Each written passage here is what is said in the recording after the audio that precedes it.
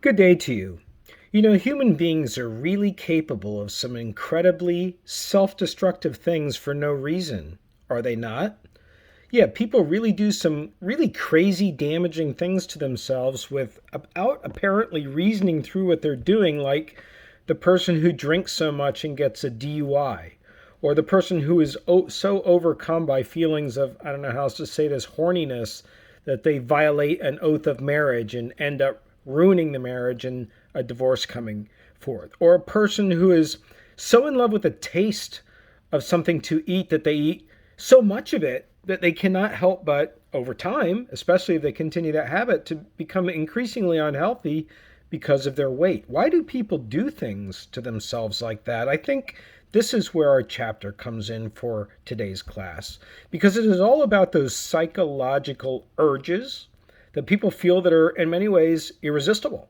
People do them anyhow, knowing they're risking their marriage, knowing they're risking their health, knowing they're risking perhaps life itself, in some cases because the pleasures that come from these urges are so strong. So that's what we're taking on today. The chapter is called Psychoanalytic Analysis. It's trying to get at a noun form of saying psychoanalysis, which is the brand of psychology that was practiced by Sigmund Freud. I think of it as psychological analysis. I know that people in psychology won't be too happy with that, but I really think it gets at the core of the human mind. And that's really what psychology is all about. It's based on this pleasure principle, right? That different drives that get us to do things like the things that I mentioned, as well as good things. Like you can have a drive for a horniness drive that brings you together with somebody you truly love. I'm not even saying that love has to be part of sex. I'm not trying to make a moral judgment, but I'm speaking about the drives being drives in a healthy way. Drives come from different sources, and we seek out different things in the world to satisfy those drives. That's what Sigmund Freud is saying. Sigmund Freud is saying that hunger, for example, that eating function that we do, it comes from the needs for nutrition. We got to feel strong enough to get up in the morning. Got to feel like our body is processing nutrients and turning it into good energy. The people who work with nutritionists will explain it in much better terms than I. And so you ingest things when you're hungry.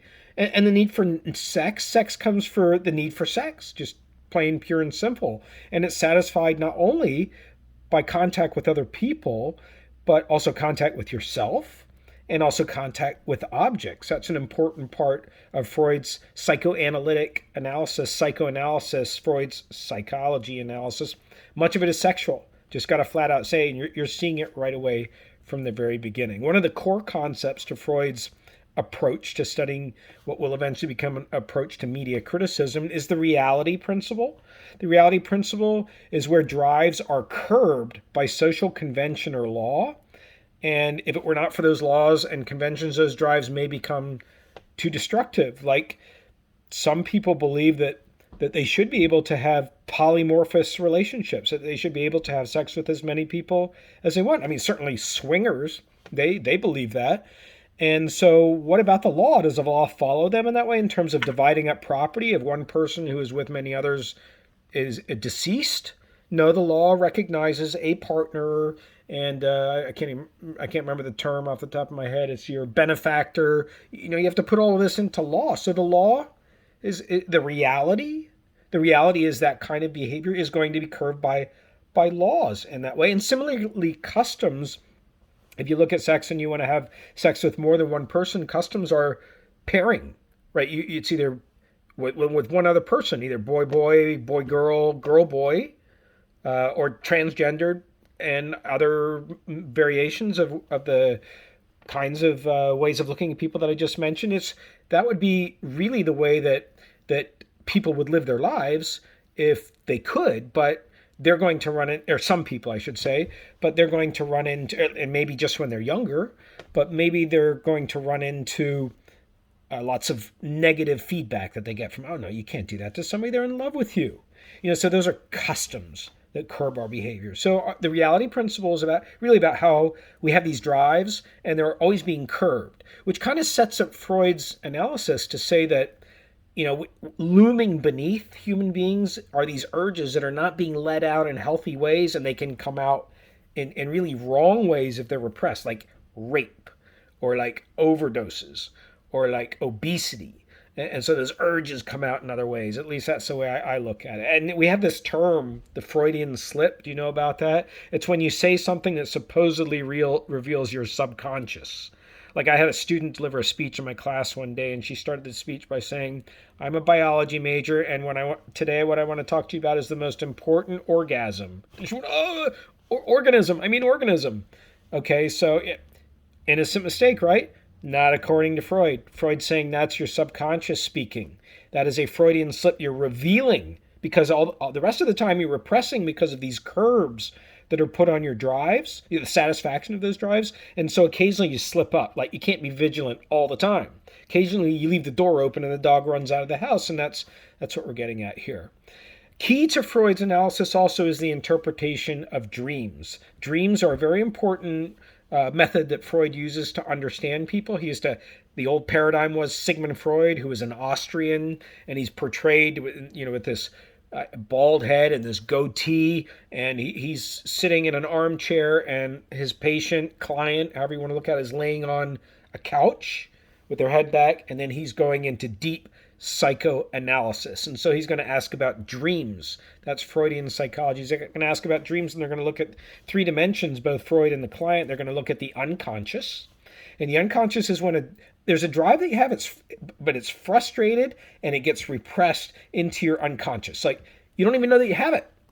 Like an urge to be gay, or an urge, if you've never been a drug addict, to try cocaine, or an urge, if you've never gotten drunk, to get really drunk, or in the area of media to slide. I don't want to be totally bare of any media examples, but again, I always want you, and you're the student in the class, you're supposed to be doing the comparing of media. I don't want to give you examples that you'll copy, but to give a media example, maybe you're a person who would never, ever, ever pick up a woman's fashion magazine. Not that you're opposed to it morally, not that it's something that's going to ruin the rest of your day. It could be in front of you 50,000 times. You wouldn't pick it up because it's not interesting to you. The unconscious might say, okay, there's some kind of drive that's being frustrated there, and you don't even know about it. And it's beneath you. It's hidden inside of you. It's going to remain in your unconscious because it's been repressed. And that's the next way of interpreting dreams, is by looking at repression. So repression is different from the unconscious, because repression is when you have the immersion of the drive beneath the unconscious, and it gives a temporary relief of the frustration. So repression is where you push down stuff that you don't want to remember. You push down urges that you don't want to recognize that you have. You push down stuff that it overall is unpleasant to you. It's not pleasant. And it's only temporary. Like it makes you feel a little bit better. Okay, I'm glad I'm not thinking about that. I saw this crazy movie that my wife and daughter put on a couple nights ago. I can't remember the name of it. It's called... It was a movie about sex with Gwyneth Paltrow and Mark Ruffalo. And there were other actors in it as well who had... Tim Robbins is in it as well. And it was basically about addiction, and most of it was about sex addiction, but also about alcohol addiction.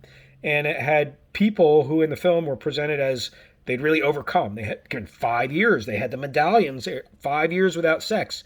And then all of a sudden, because they had a relationship that went wrong, the character went back to getting a prostitute and visiting one of his former one-night stands, and then that turned into an almost suicidal situation. So the repression is temporary, and then out comes the badness again. That's one way to look at this.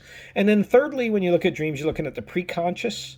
That's dreams where you're looking at the link between the unconscious and repression. So now you're going into the previous two methods of looking at dreams, and you're saying, what can we say is going on here when a person doesn't realize that they have these urges, but at the same time they're repressing those urges, if only for temporary relief? It gets pretty deep, this Freudian psychology, and it's the rest of your day, I always find after talking about Freud, is kind of messed up. You're kind of thinking, is there truth here that bothers me more than I really want to be bothered? That's kind of the way I think about it. So also, you probably heard, if you've studied anything having to do with Freudian psychology, or you've even heard about him, he has these other concepts that divide up the mind. And those also are involved in the seeking the pleasure principle and repression and everything. These three components are the ego, the id, and the superego.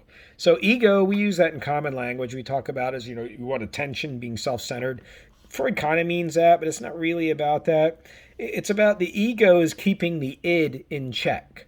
So there is this other thing called an id, ID. Yeah, that's the way it's spelled. And the id is like primal urges. It's like what stops you from masturbating in public? What stops you from going and scooping out somebody else's banana split that they have on their table because it looks so damn good to you? What stops you from doing that? Freud would say that's the ego. That's the ego because you want to preserve the way that you're perceived by others. That's what ego is, self-centered. It's important. The id is just primal urge. The ego is trying to rein it in. And then the superego is where morality is housed. Superego is where your morality housed. So you say, it's wrong to masturbate in public. That would have a traumatic effect on a child of that person, or really to anybody, perhaps a lot of people, not everybody, but to perhaps everybody, and perhaps especially a child. And I can't go eat that person's part of their banana split. It's a coronavirus time for, who would get close to a stranger in even different times, let alone corona. So that's what the superego is about. Saying that it's wrong is a morality component to it. All right, let's go now to Freudian development. Freudian development, before we move on to the next psychologist who we're going to discuss, Jacques Lacan, Lacanian psychology. Freudian development, he believes that in life there are two basic motivating drives. We talked about drives sort of amorphously so far. Let's get at what they break down into. There really only are two. Every other drive that you have to seek pleasure is derived from these two drives. They are the two central drives that drive all human beings from birth till death. And guess what? The two drives are sex, according to Freud, and death. Those are the two things. And actually, according to Freud, not so for Jacques Lacan, but for Freud, he believed that sex has a stronger drive than death.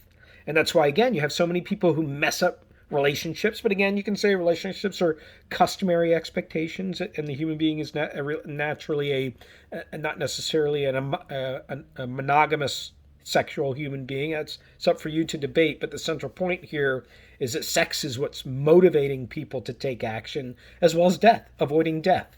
That's why we jog. That's why we run. That's why we find salads later on. That's why we cut down on alcohol. That's why we do collagen treatments. That's why we do Botox. A whole range of everything having to do with cosmetic beauty, you could say, is trying to avoid the concept and the approach of what is inevitable for all human beings, and that is death. That is death.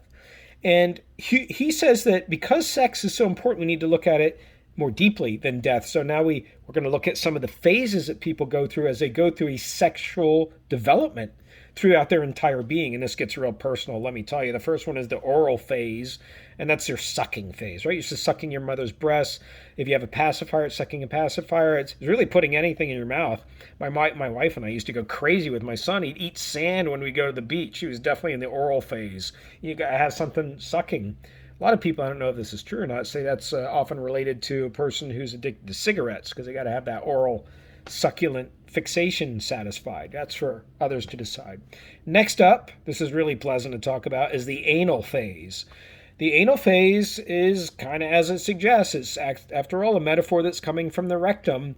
And this is speaking about the phase where everything has to be perfect, everything has to be particular, everything has to be in its place, everything is unchangeable, otherwise it creates discomfort.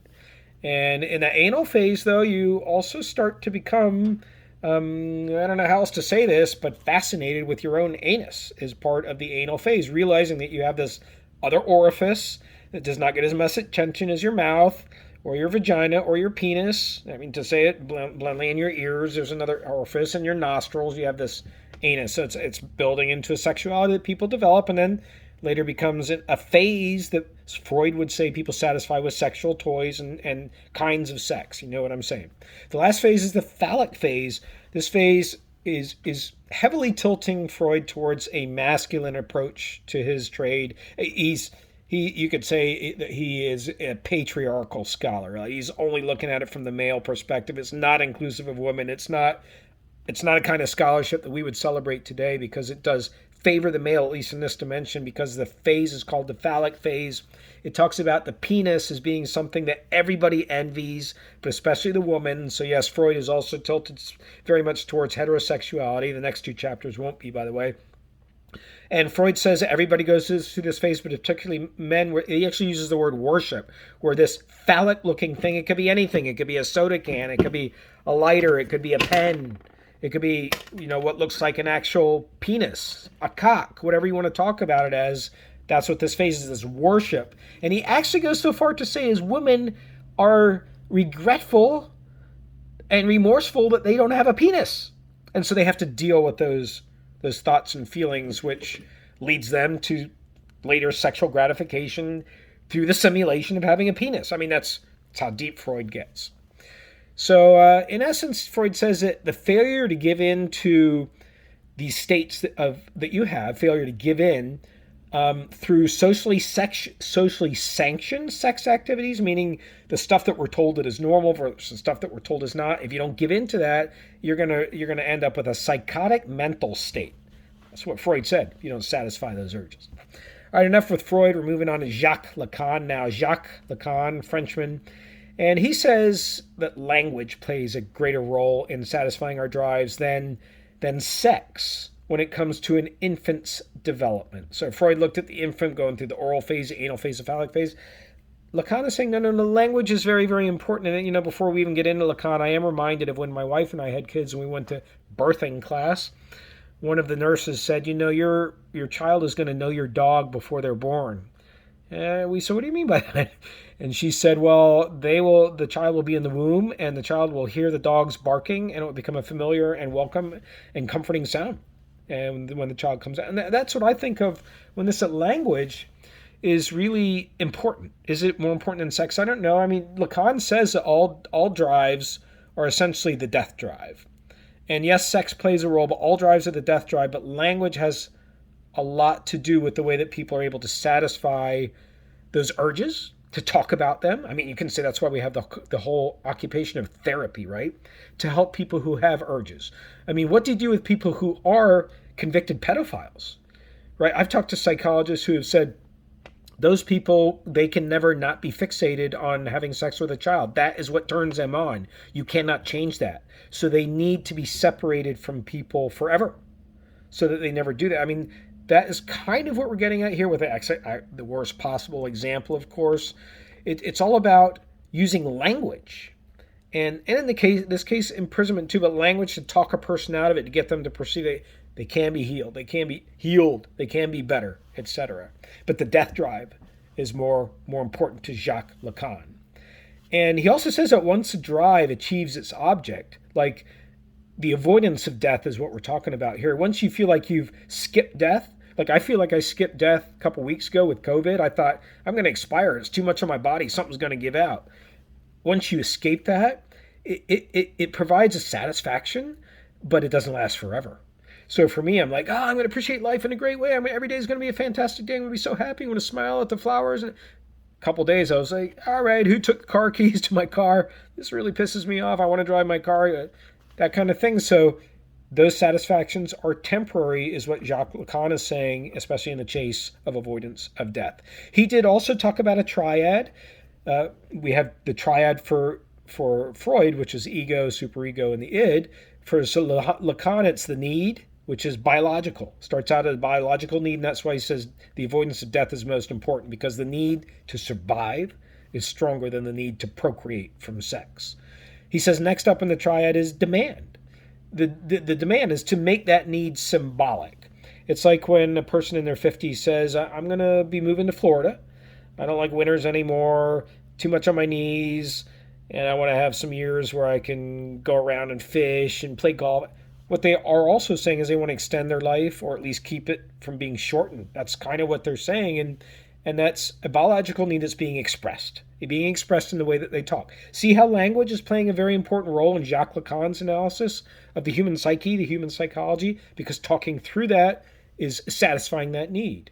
But then he also has this desire, which is the next part of the triad. Desire, it's an unquenchable, that word's a big word, unquenchable yearning for love of recognition that can never be perfectly fulfilled. We all know people like that. Perhaps you are a person like this. It doesn't matter how many times a person tells you they love you, still, do you love me? And it still doesn't feel enough. And so, hug me longer, kiss me longer.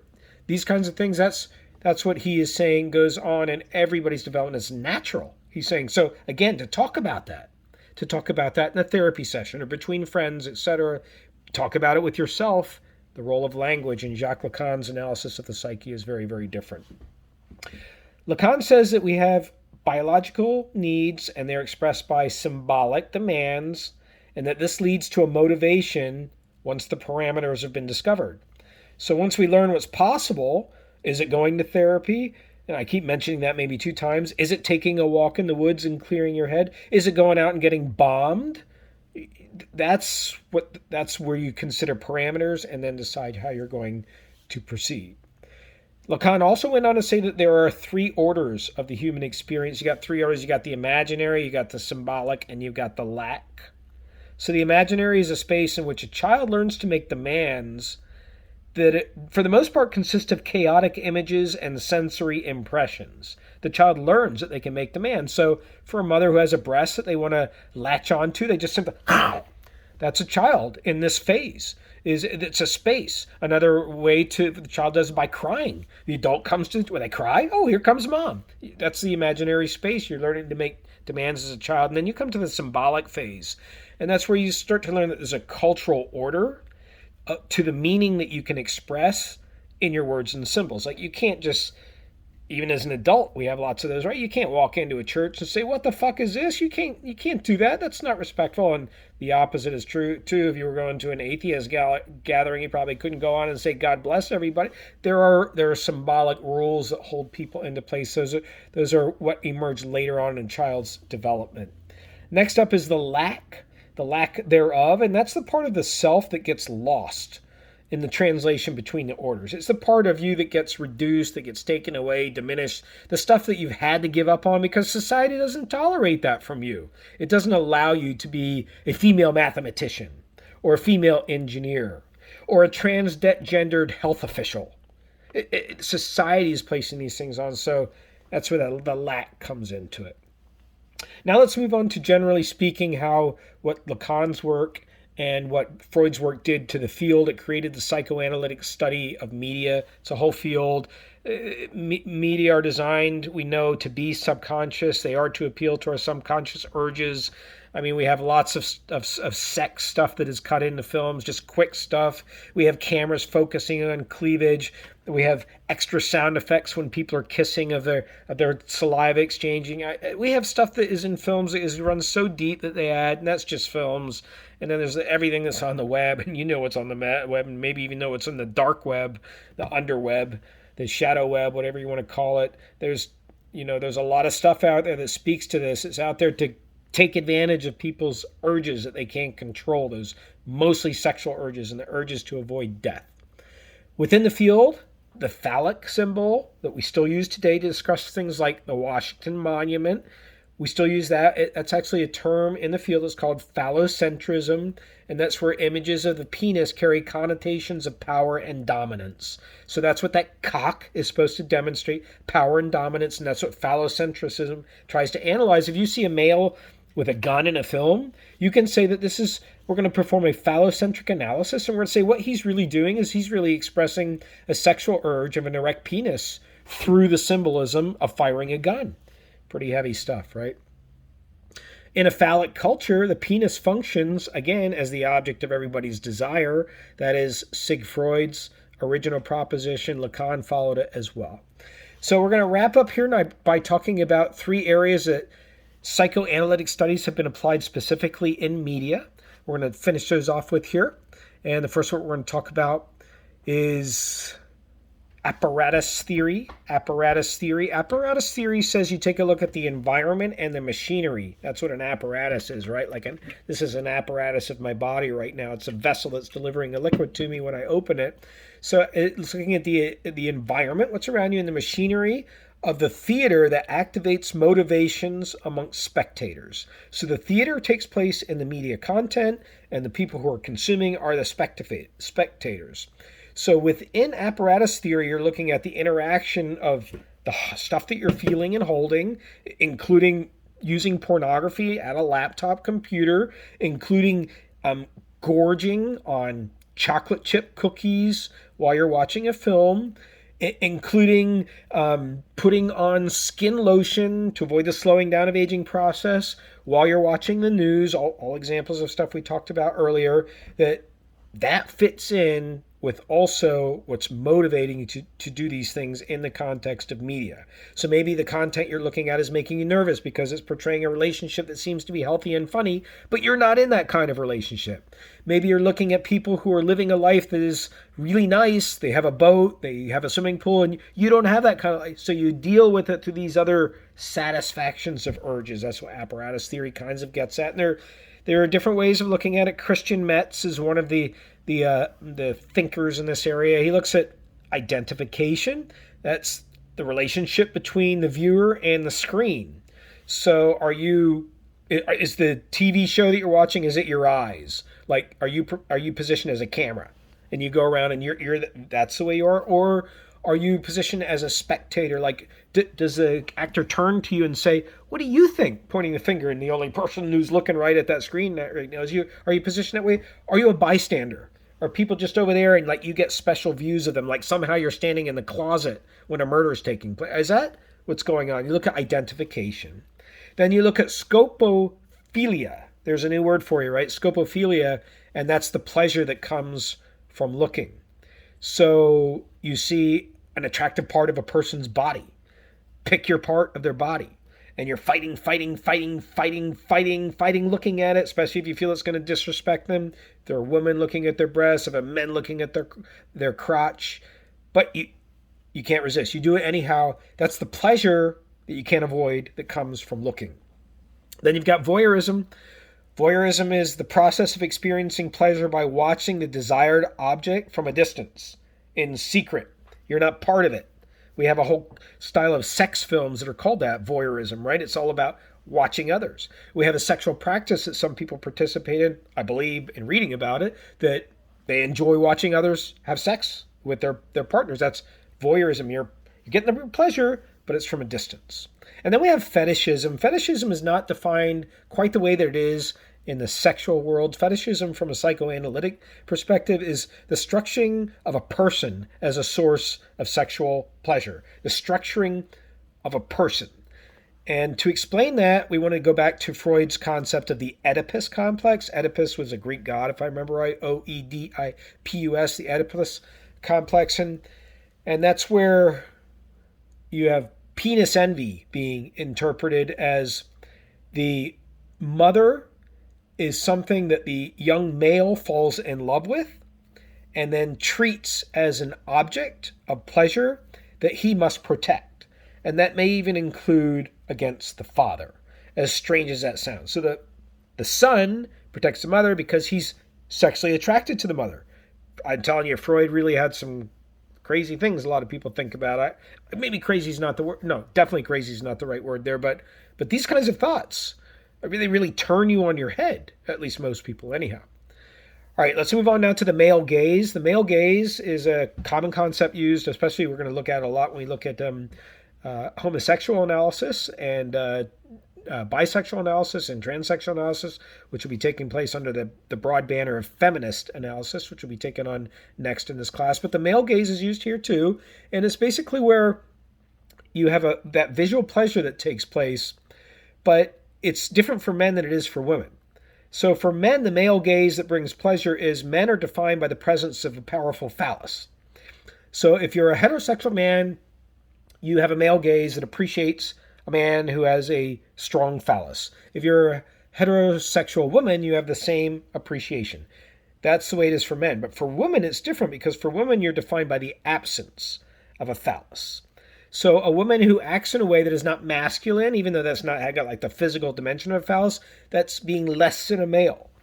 So do you see how language and really the analysis of sex itself is tilted towards the male? We still have a patriarchal society. When we look at it from a Freudian standpoint, it's looking at it's balanced towards the male here, and I'll be the first to admit that. So what comes out of this dynamic, unfortunately, is that pleasure is sought by punishing women. Pleasure is sought by punishing women. When you think of, I don't know this for a fact, it's not my genre, but sadomasochist porn films, you can maybe ask yourself or ask others, Is it more women being punished than men, or more men than being punished? And if so, why is that? Is it because of what Freud says, that the dimensions that are set up between these two sexes, not gender, sexes, because it does have to do with the biological birth of a phallus, a penis, does it set up women to be sought out for punishing because they don't have a phallus? That's what Freud contends, anyhow. You don't have to be a male to see through the male gaze. Anybody can see it. The final concept we're going to talk about, and remember, we're talking about different ways that film is studied, and film is really studied deeply from this perspective and others. You can go to entire film schools where your whole master's degree is talking about concepts like this in film study, because film is such a rich medium, right? But the last concept we're going to talk about for today is fantasy. Fantasy, and this comes from Elizabeth Cowie in her book Fantasia, 1984, not too long ago. And she says that fantasy, also different from how we think of fantasy in our normal lives, fantasy is a mental representation of a conscious or an unconscious wish fulfillment. So a fantasy is something you think about. It's something that doesn't really exist. I mean, it does exist in your mind, but it's not. It's like imagining you want to be in a threesome, or imagining that you see the most beautiful person and you just want to go up to them and start kissing them. Or imagining that you can, instead of ordering pancakes for breakfast, you're going to order it for dinner when you go out for your birthday, and you're going to eat all of them. Or instead of partying, occasionally on weekends when you used to be a partier every day, you give it up entirely because you're really afraid of dying early of a heart attack. That's what fantasy is, a mental representation of something you think about. It satisfies a wish fulfillment. It may be a wish that you realize is there. That would be your conscious. Maybe a wish that is buried in your unconscious somewhere. And fantasy is born in the moment that a child suckles. Like as soon as a child is suckling, they're fantasizing about the breast. That's Elizabeth Cowie's contention when it comes to this component that we look at when we apply psychoanalytic studies to media content. And that's going to be your job with the discussion question. I hope that you've been stimulated. Word was chosen carefully there. So not only for today's material, but for the next two classes, because they're going to follow on similar themes. Have a great day.